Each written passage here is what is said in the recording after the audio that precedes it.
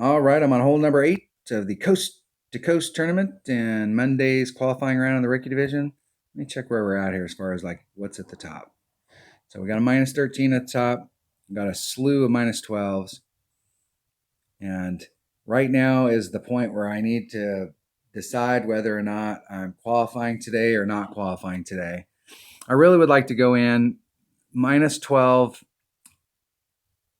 minus 11 could be argued to be the minimum score. And really, you need to pick up hole number 3. They got an Albie on hole number 6. They got the hole in one, or the is that a hole in one? They got the hole in one on hole number 1. That's where they picked theirs up. That's they got the 12. They got the hole in one on hole number 1, right? They're at minus 11. What did I miss here? Did I miss them? No, they got the eagle. What? I guess that's how it worked. They got the eagle on hole number 2, but they did not get the eagle on hole number 3. I really would like to come in with a minus 13 or better. And this hole right here, hole number 8, let's go check it out. See if my dog is going to chew my arm off.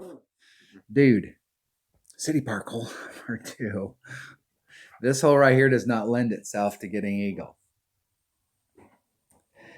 It's not the par 4 that lends itself to getting eagle. Obviously, if you can get way up here in the front, you give yourself a little bit better shot. I don't normally try and come out. This to me is a pure setup shot. I'm gonna go for it a little bit, just because I want to see. I've been hitting it with my rock, and I'm on the trajectory where I'd go through that opening, and I've only been putting on about 1 or 2 topspin. I'm gonna put on all the topspin and see what happens, trying to get through that gap. See if I can get into my short iron range. We're just going to try it out because I'm at that point. I'm not sure if I want to qualify today.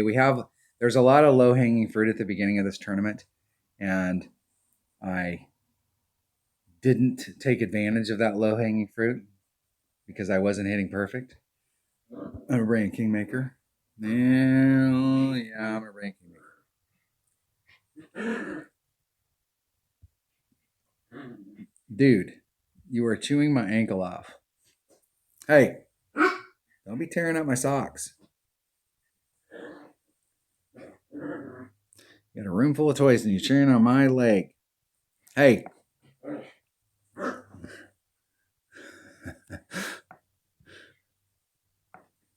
It's like having that spectator and you're playing golf and they're out there yelling. It's like the Happy Gilmore people. They're out there barbecuing and doing the stuff. And I'm sitting here trying to concentrate, trying to hit perfect, and my dog's tearing my leg up. Dude, you got outside, you got all kinds of toys, and you're over here messing with me. Go get your toys. Go get your toys. Go get your toys. I'll hold you. You little crap. See if my opponent can get out there in the clear.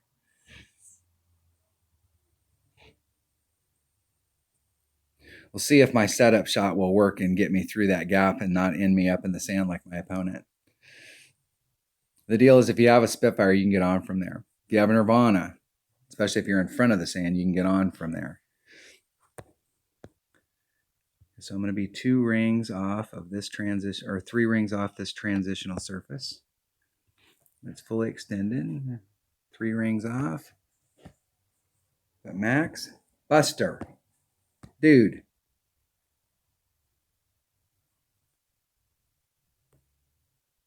Max curl, no overpower.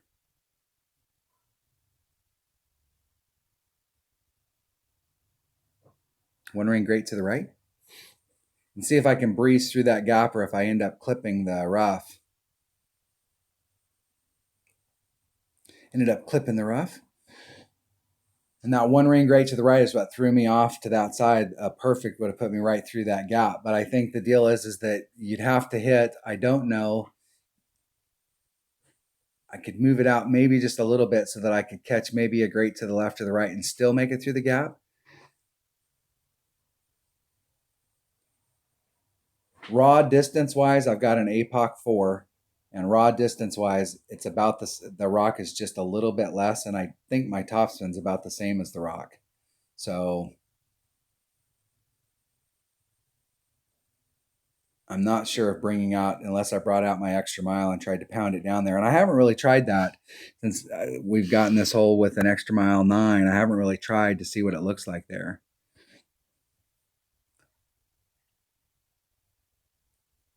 I'm just trying to get up to the cup. It's probably going to go a mile past it. It's 2.0 per ring, so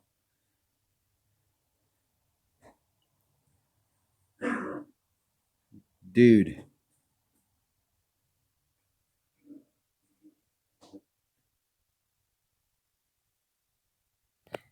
Buster, you were chewing my ankle off. What's the deal, buddy?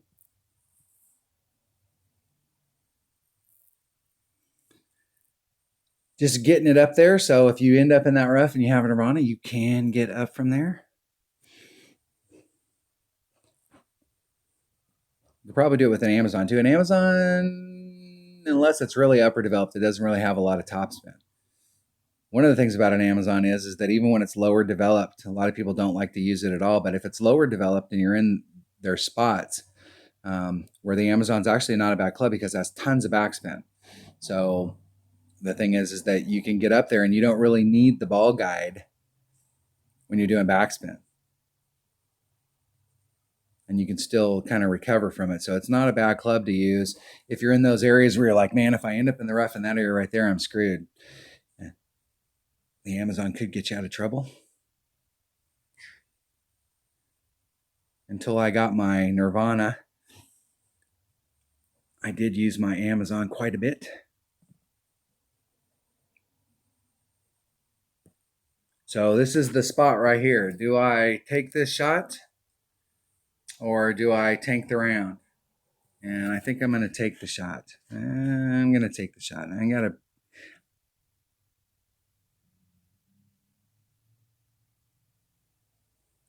I may be busy this week. I've got some work to get done. And I haven't done anything all day today. I've been super bummed out because of the coronavirus here in the US. Just our stuff.